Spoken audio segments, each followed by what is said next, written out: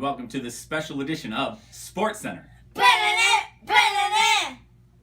On this episode, we'll be talking about the greatest sports action that this weekend had to offer. We'll begin with football. Oh wait, can I say that? Football? Yeah. Yes. Alright, it is confirmed. That is acceptable, but it's only soccer, so nobody cares. Moving on. Baseball is in full swing as the regular season is winding down. Teams are locking up their playoff spots. The giant Aaron Judge is making baseball history. Boo, boring. Okay, sorry, never mind. Let's try something else. Basketball, also right around the corner. Oh, man. What, you don't like basketball? I should skip that too? Yeah, get the good stuff. Man. Okay, moving on. Let's see here. Tennis? Nah. Okay. Golf? Nope. What the hell? All right, here we go. On to pigskin action for this weekend. And boy, were there some good games out there. First up, in high school action, the Fighting Irish of Notre Dame took the field against those Michigan State Spartans, who I believe were fielding 4 women and a monkey for the first time in school history. This one wasn't close, though, as the Irish rolled to a 38-18 victory on the gridiron. Hey, is Notre Dame ranked? Yeah, they're ranked 22nd. Oh, wow. Guess they'll rank anybody for the right price. All right, now what turned out to be the game of the week. Number 4, Penn State traveled to Iowa to take on those pesky Hawkeyes. Iowa put up a good fight, but unlike Pauley, Penn State was able to pull it out at the end, winning on the last play of the game, 21-19. Let's go to the highlights. Penn State moved the ball behind their all-star running back, Saquon Barkley. Iowa had no answer for him as he ran all over them. Saquon scored midway through the game to give Penn State a 15-7 lead. Iowa, though, would not go away. They caught Penn State's defense napping as they scored on a long pass play, making the score Penn State 15, Iowa 13. Penn State would not be denied, though. McSorley calmly engineered a final drive, setting up Penn State with a 4th and goal with 4 seconds to go in the game. McSorley takes the snap, finds a Juwan Johnson, number 84, splitting the defense for a touchdown. Wow, what a game. Let's go to our expert, Penn State analyst, Jimmy. Hey, Jimmy, what are your thoughts on this Penn State running back, Saquon Barkley? Thanks, Skip. Glad to be on your show. Yes, let's take a closer look at this kid out of Penn State, Saquon Barkley. He is a stud. He can do it all. He can tote the oblong-shaped ball. He can catch the smushed sphere out of the backfield. And if you're not careful, he'll even probably steal your girlfriend. Yes, he's definitely proven that early so far this season. Jimmy, next question. Many people say he's going to win the Heisman. What do you think? I agree, Skip. I think he's going to win the Heisman. He put himself in a good spot after the first 4 games of the season.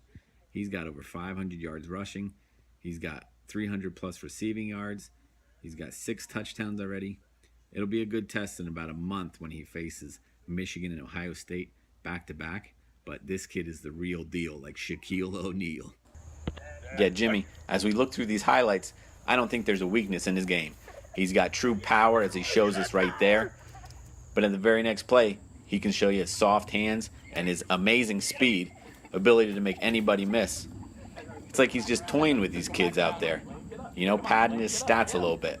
And don't forget his blocking ability. He showed that in the last play to help win that game against Iowa. He picked up a key block, which gave McSorley the time to find Johnson in the end zone. Oh, you know it, Skip. Look at those highlights. I mean, that's just sheer talent. It's like he's a man amongst boys out there. Oh, thanks so much, Jimmy. We definitely appreciate you coming on the show. Saquon is definitely a special player. Although, in the games, he does look a little darker, faster, and stronger. But, anyway. Next up, the NFL Game of the Week. This battle of NFC East foes saw the New York Giants travel into Philadelphia to take on those Philadelphia Eagles. Like the Penn State game, the Eagles would need a clutch last-minute drive and miraculous kick to put the Giants away. Let's take a look. In Philadelphia, you saw a lot of weird stuff going on. Even LeGarrette Blount got some carries and scored a touchdown. An unfortunate injury saw Darren Sproles headed to the locker room, but the Eagles still took a 14-0 lead into the fourth quarter. The Giants finally woke up and scored 3 times in the fourth quarter, but they left too much time for the Eagles. With seconds remaining, Wentz would leave one more drive, hit Jeffrey on the sideline, and with 1 second left, the Eagles trotted out their young kicker to try a 61-yard field goal. Elliott lines up. Here's the snap. The hold is down. The kick is up. And it is good! You can see a dejected OBJ, and as celebration ensues, the Eagles walk away with a 27-24 victory. Miracles happen in Philadelphia too, it seems like, as the Eagles go to 2 wins and 1 loss, and the Giants drop to 0-3. Let's get one fan's reaction. And here after the game, we caught up with one of those Giants fans. What is your name, sir? Josh Rivera. And I'm assuming by the tears in your eyes, Josh, that you are a Giants fan. Oh, I'm a Giants fan, diehard. I bleed blue and red. And Josh, what are your thoughts about today's game? It's such bullshit. Like, the Eagles are no good. This is ridiculous. I cannot believe the Giants had him. The Giants had, that kick didn't go through. The Giants had him.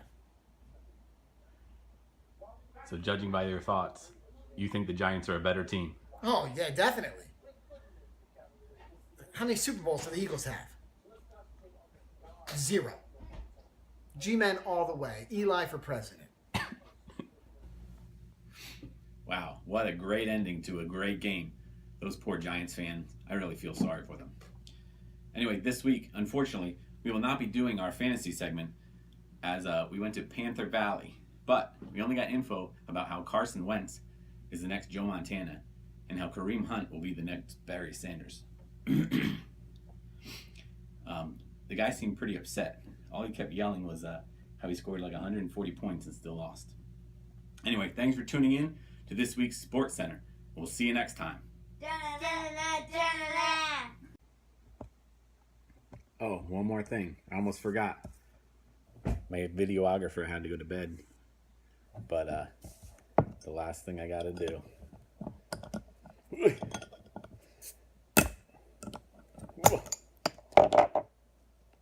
Bottoms up, Winchy.